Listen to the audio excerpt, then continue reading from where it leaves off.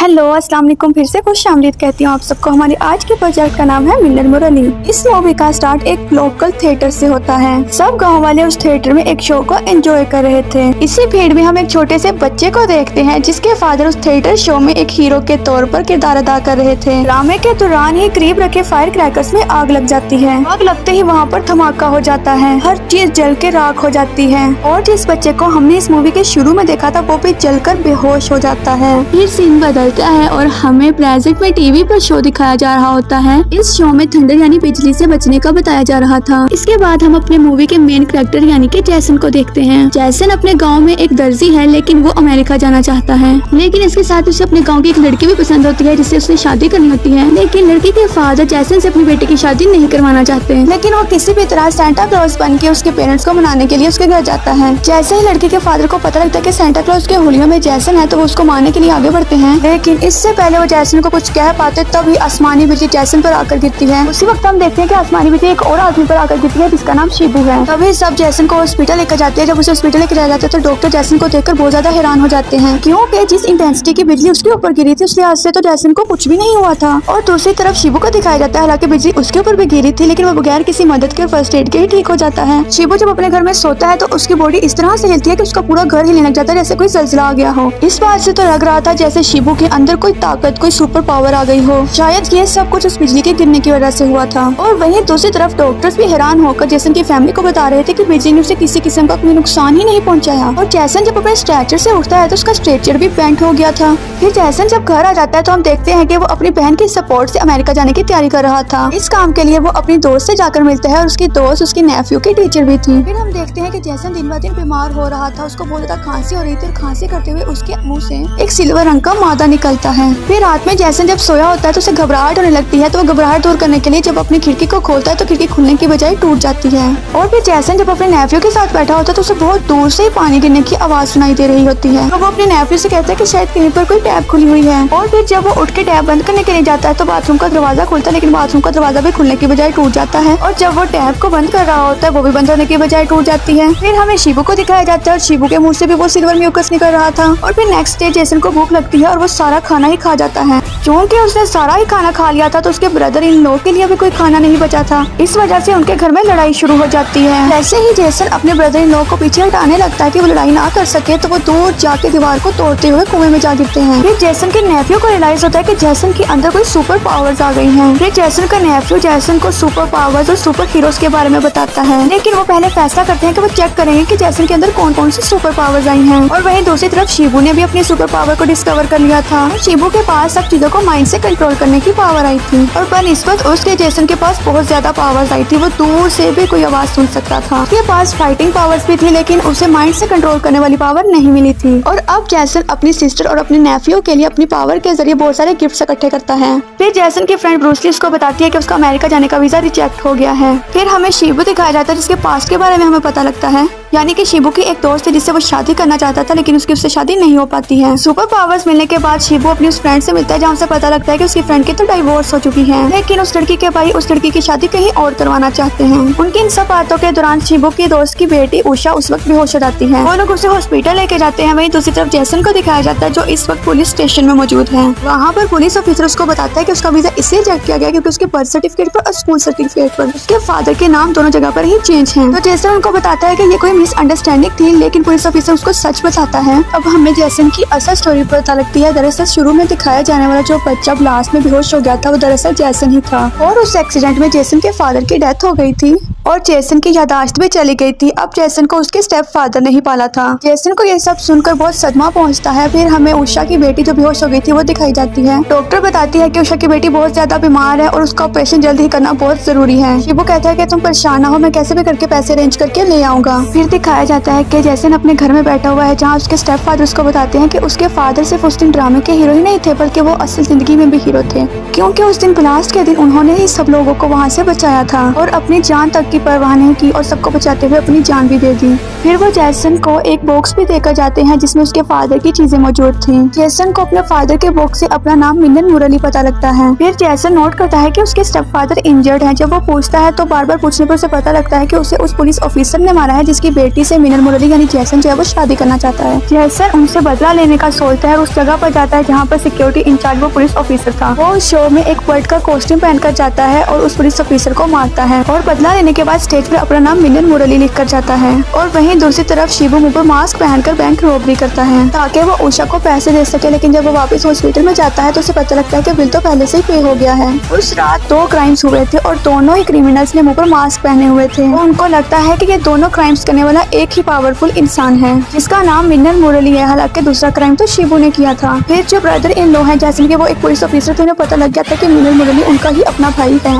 क्योंकि उसके अंदर ही वो पहले बहुत सारी सुपर पावर्स को देख चुके थे। फिर वो घर में ही जैसन का मास्क भी देख लेते हैं। फिर वो जैसन को पकड़वाने के लिए उसके कुछ कपड़े लेकर वहाँ से भाग जाते हैं। जब जैसन को पता लगता है तो उनके पीछे तेजी से भागता है जिससे हमें पता लगता है कि उसके पास तेज भागने की भी सुपर पावर्स मौजूद थी। फिर जैसन उनकी वैन को रोककर उसमें से अपने कपड़े निकाल लेता है और फिर वो सबसे बचने के लिए बस के साथ लटक जाता है। दरअसल ये बस उसके फ्रेंड की शादी की बस थी। वहीं दूसरी तरफ जैसन के ब्रदर इन लोगों को शक है कि जो बैंक रॉबरी है वो भी जैसन नहीं की है, जबकि उनकी टेलर शॉप से भी जो पैसे चोरी हुए हैं वो भी जैसन नहीं किए हैं, जो पैसे उसने अमेरिका जाने के लिए जमा किए थे। लेकिन असल में जो टेलर शॉप से पैसे चोरी हुए हैं वो उषा के भाई ने चोरी किए थे ताकि वो उषा को दे सके और ऑपरेशन हो सके। लेकिन सबको लगता है कि जैसन ही सुपर पावर है, इसलिए सबको हर बार जैसन पर ही शक होता है। अब जैसन के अमेरिका जाने वाले पैसे चोरी हो चुके थे। वो ये भी जानता था कि वो पैसे किसने चोरी किए हैं, तो वो स्वर्कर के साथ लड़ाई कर लेता है क्योंकि उसे उन पैसों की बहुत ज्यादा जरूरत थी अमेरिका जाने के लिए। फिर उसके फादर उसको समझाते हैं कि वो हमारा बहुत पुराना वर्कर है, तुम्हें उससे जाकर अब माफी मांगनी चाहिए। फिर हमें उषा का भाई दिखाया जाता है जिससे जैसन ने चोरी करने के लिए आना था, लेकिन उससे पहले ही शिबू वहाँ पर आ जाता है और उसको पैसे देकर कहता है कि तुम ये पैसे जैसन को दे दो और इन पैसों के बदले तुम अपनी बहन की शादी मुझसे करवा दो। लेकिन उषा का भाई उसे ऐसा करने से इनकार कर देता है तो शिबू फिर दरवाजा बंद करता है और उसको सीजर के जरिए मार देता है और बाहर आकर उस शॉप को जला देता है, जिससे सबको लगता है कि ये शॉप भी जैसन ने ही चलाई होगी क्योंकि वो ही वहाँ पर आने वाला था और उषा के भाई से माफी मांगने वाला था। जैसन के ब्रदर इन लोगों को इसलिए भी शक होता है क्योंकि उस शॉप के बाहर मिलन मुरली लिखा हुआ था। जब सब जैसन को गलत समझ रहे होते हैं तो भी वहाँ पर एक आदमी ने शिबू को ये सब कुछ करते हुए देखा हुआ था और उसने शिबू को पावर्स यूज करते हुए भी देखा था, इसलिए वो डर के वो गाँव छोड़कर भाग रहा था। साथ ही में वो अपने साथी गाँव वालों को भी वहाँ से निकलने को कहता है। वो गाँव वालों से कहता है कि यहाँ पर बहुत बड़ी मुसीबत आने वाली है, सब अपनी जानों की परवाह करो। फिर एक पुलिस ऑफिसर जैसन के ब्रदर इन लोगों से कहता है कि अगर जैसन ने वाकई उसे मारना होता तो वो कहीं और ले जाकर भी मार सकता था, वो इस सब में अपनी शॉप को ही क्यों जलाएगा। फिर इन सब से परेशान होकर जैसन अपनी फ्रेंड ब्रूस ली के पास जाता है और उसको जाकर कहता है कि असल में मिलन मुरली मैं ही हूँ, लेकिन यहाँ पर जितने भी बुरे काम हुए यानी बैंक रॉबरी और मर्डर ये सब कुछ मैंने नहीं किया। हाँ, मगर पुलिस ऑफिसर को जिसने मारा था वो मैं ही हूँ। फिर ब्रूस ली उसको कहती है कि तुम परेशान ना हो, मैं तुम्हारे साथ हूँ। फिर पुलिस ऑफिसर्स गाँव के दरमियान में एक बहुत बड़ी सी बेल लगा देते हैं और गाँव वाले से कहते हैं अगर किसी को भी मिलन मुरली नजर आए तो वो फौरी तौर पर इस बेल को बजा दे। वहीं दूसरी तरफ पुलिस स्टेशन में एक सीसीटीवी फुटेज दिखाई जा रही होती है जिसमें वो इंसान नजर आ जाता है जिसने असल में उस शॉप को जलाया था। जब वो लोग सीसीटीवी फुटेज देख रहे थे तो तभी शिबू झूठ का मास्क पहनकर वहाँ पर आता है ताकि वो सीसीटीवी फुटेज को चुरा ले, लेकिन जैसन वहाँ मास्क के बगैर खड़ा होता है इसलिए सबका शक जैसन से हट जाता है और फिर सब सोचते हैं कि मिलन मुरली कोई और है। पुलिस ऑफिसर शिबू पर गन पॉइंट करते हैं लेकिन वो अपनी सुपर पावर के जरिए सबकी गन्स को गिरा देता है और सीसीटीवी फुटेज को लेकर वहाँ से भागता है। तभी जैसन भी अपना मुंह ढांप कर उसके पीछे भागता है। दरअसल जैसन उसे वो सीडी लेना चाहता था जिसकी मदद से वो बेगुनाह साबित हो सकता था। भागते भागते वो दोनों बस पे चढ़ जाते हैं जहाँ जाकर शिबू सीडी को तोड़ देता है। उनकी लड़ाई के दौरान ही बस ड्राइवर मर जाता है जिसकी वजह से बस आउट ऑफ कंट्रोल हो जाती है और पहाड़ी से गिरने वाली थी, लेकिन तभी वहाँ पर जैसन आ जाता है बस और उसके मुसाफिरों को गिरने से बचा लेता है और बस पर लिख कर जाता है असल मिलन मुरली।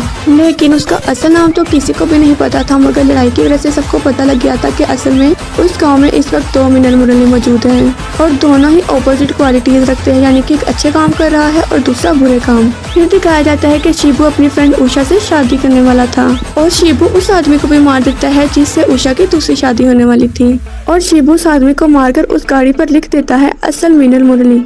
और फिर हमें पता लगता है कि लड़ाई की वजह से शिबू और जैसन एक दूसरे की असलियत के बारे में जान गए हैं और फिर जैसन और शिबू असली हालत में एक दूसरे से मुलाकात करते हैं और मुलाकात के दौरान शिबू जैसन से कहता है अगर तुम मेरी शादी उषा से करवा दो तो मैं जल्द ही ये गाँव छोड़कर यहाँ से चला जाऊंगा। तो फिर जैसन कहता है कि फिर मैं गाँव वालों के सामने कैसे साबित करूंगा कि मैंने कोई बुरा काम नहीं किया। अभी वो दोनों बातें कर ही रहे होते हैं कि गाँव में घंटी बज जाती है जो पुलिस ऑफिसर ने गाँव के दरमियान में लगाई थी और बेल के बजते ही सब लोग वहाँ पर इकट्ठे होने लगते हैं। तभी हमें वहाँ पर वो आदमी भी दिखाया जाता है जिसने शिबू को दुकान को आग लगाते हुए देखा था और उसने पुलिस वालों को बता दिया था कि जो असल मिनल मुरली है वो शिबू है। और फिर जैसे ही गाँव के लोग शिबू पर पत्थरों से हमला कर देते हैं तो वो उन्हें अपनी माइंड की पावर के जरिए वहीं पर रोक देता है। और वहीं दूसरी तरफ जैसन के ब्रदर इन लोगों ने जैसन को भी अरेस्ट कर लिया था। और वहीं दूसरी तरफ शिबू ने अपनी माइंड की पावर के जरिए सबको कंट्रोल कर लिया था और हजूम से गायब हो गया था और जल्दी गांव से भागने वाला था। सारे गांव वाले एक जगह पर इकट्ठे हो गए थे क्योंकि वो नहीं चाहते थे कि शिबू गांव छोड़कर भाग जाए। शिबू जैसे ही अपने घर से भागने वाला होता है तो वो देखता है कि उसके घर में उषा आई हुई है। शिबू अपनी फ्रेंड उषा को अपने घर में पाकर बहुत खुश होता है, लेकिन तभी गाँव वाले वहाँ पर आकर उसका घर जला देते हैं।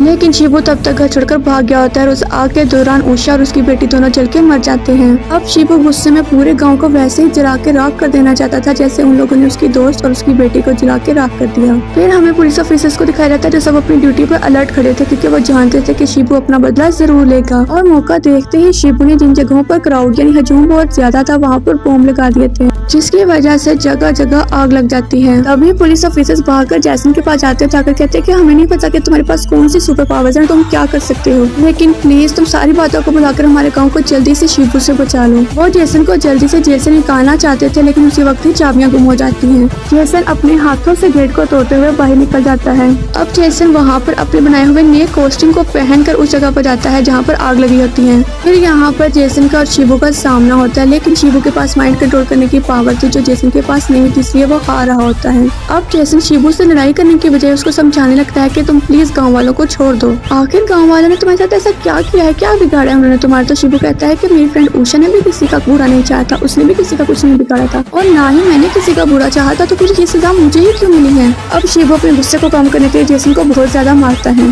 क्योंकि जेसन के पास पावर थोड़ी कम थी इसलिए वो अब भी हार रहा होता है। फिर शिबू जेसन को मारता है और वो नीचे जाकर गिरता है जिससे उसकी बचपन की याददाश्त वापस आ जाती है। ये याद उस थिएटर की होती है जहाँ पर तबाही हो गई थी और उसके फादर ने सबको बचाया था। फिर यहाँ पर अचानक ही जेसन के अंदर भी माइंड को कंट्रोल करने की पावर आ गई थी और अब इस पावर को इस्तेमाल करके वो अपने फादर की तरह यहाँ पर मौजूद गाँव वालों को बचाने वाला था। अब जेसन एक बहुत बड़ा नेजा उठाकर शिबू पर वार करता है और उसको मार देता है। और अब गांव वालों को भी पता लग गया था जो असल मिनल मुरली है वो जेसन ही है। और मूवी का इख्तिताम इस बयान पर होता है जहाँ पर जेसन कहता है कि मैं अब कभी भी अमेरिका नहीं जाऊंगा और मैं इस गांव में रहकर इस गांव की हिफाजत करूंगा और शायद ये सुपर पावर्स मुझे दी भी इसलिए गई है ताकि मैं सबकी हिफाजत कर सकूं और जब तक मुसीबतें आती रहेंगी मैं उनका मुकाबला करता रहूंगा। इसके साथ ही हमारी मूवी यहाँ पर एंड हो जाती है। लेकिन जाने से पहले आप सबसे कहना चाहूंगी अगर आप सबको हमारी वीडियोस पसंद आती है तो काइंडली लाइक शेयर कमेंट कर दे और सब्सक्राइब भी कर दे। Thank you so much for watching.